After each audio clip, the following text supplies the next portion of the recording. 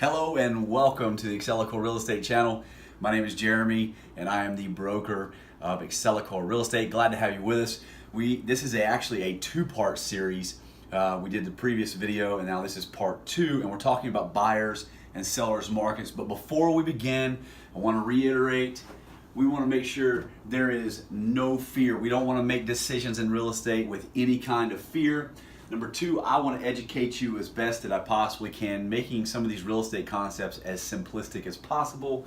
And then lastly, I want you to find a guide in real estate. And if you are local to this market, I want to be your guide in real estate. This local market is the Central Florida market. And today I'm actually going to be talking about some very specific markets here. But listen, if you're watching this video and you're not in Central Florida, you need to still find a guide. Don't make decisions based on fear in real estate. Get as educated as you possibly can, but find a guide that knows what they're doing. So, as a part of recapping from part number one, we talked about buyers and sellers markets. So essentially a seller's market is when there is limited supply of housing and lots of buyers. So there's few houses to choose from and lots of buyers. And in a buyer's market, we've got lots of supply of homes. Sometimes you can say it's saturated, a saturated market, and limited numbers of buyers. And in those kind of situations, in a buyer's market, a lot of times sellers' prices have to come down. They might have to offer concessions or do some things to entice buyers to come and buy their home. And then lastly, we talked about a balanced market where there's pretty much equal parts houses and number of buyers looking at the same time. So today I want to talk about something. How do we even decide, is it a buyer's market or is it a seller's market or a balanced market? And so there actually is a mathematical way of looking at your local market and finding out where you're at. Because the first thing they taught us in real estate school was that real estate is local. Our markets in Central Florida are going to be different than the markets in Pennsylvania or California or Kansas. Every market is going to be different.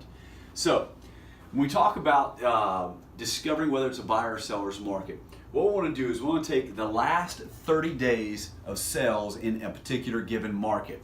Now you don't want to make this too large because markets are localized in nature. So for this video, I'm going to talk about the Wesley Chapel markets, the New Tampa market, Lutz, and Land O'Lakes markets specifically to us. But if we take the last 30 days of sales and we divide that by the current number of listings that are on the market, we're going to get what's called an absorption rate. That's how fast homes are being absorbed into the market. And the faster they're absorbed into the market, the better it is for sellers. So I'm actually going to put some true numbers to this. So let's just say you had 200 sales in the last 30 days, and the current number of listings on the market was 500. Now that's going to give us an absorption rate of 40%. Now that absorption rate is very high.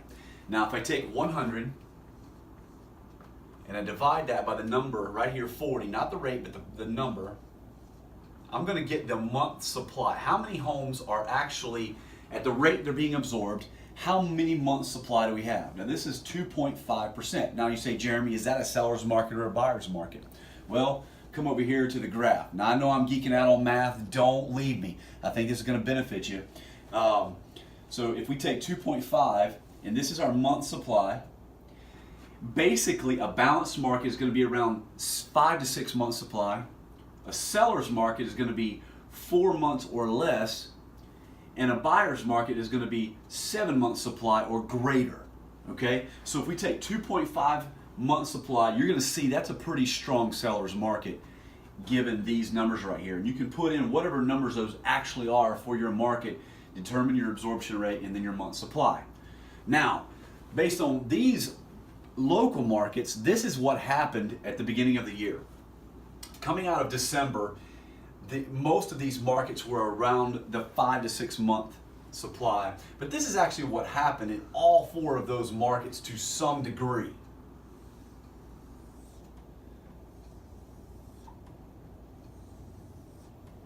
This kind of happened. Now, what is this little blip? Because again, we don't want to make decisions out of fear. When we see a blip like this, we want to say, why did that take place? Because you can see this pushed up into the buyer's market territory. There were some markets, especially in Land O'Lakes, where there was over 8 months supply. But this was during January and February. And if you just use logic, it's coming off of Christmas. And if you're in real estate, you're a real estate agent, real estate professional, you probably know that in January and February is some of the slowest times that we have in the industry. That's to be expected. You're coming off Christmas, people don't have as much money to utilize, and they're preparing for tax season.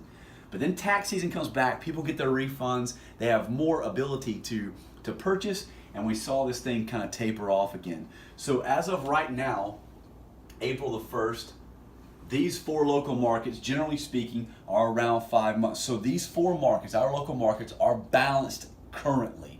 So what happens when you have a balanced market and you're trying to sell? Well, our job at Excellecore Real Estate is to get you the very most we can for that house. And if you're trying to buy, our job is to get you the best deal on that house. And that's the guide that you need. So if you're in a seller's market, you may end up having to buy. If you're in a buyer's market, you may end up having to sell. But again, that's the reason you don't want to make decisions based on fear. You want to get educated and find a guide that can help you navigate that so that you don't leave money on the table as a seller and you get the absolute best deal that you can as a buyer. So, going back over, buyer's market, balanced market, seller's market. We're looking to educate you as best we can so there's no fear. Get a guide. We're Excellecore Real Estate. If you're local, contact us. We want to be your guide. You can find us at excellecorerealestate.com. Excellence is at the core of who we are. We'll see you guys next time.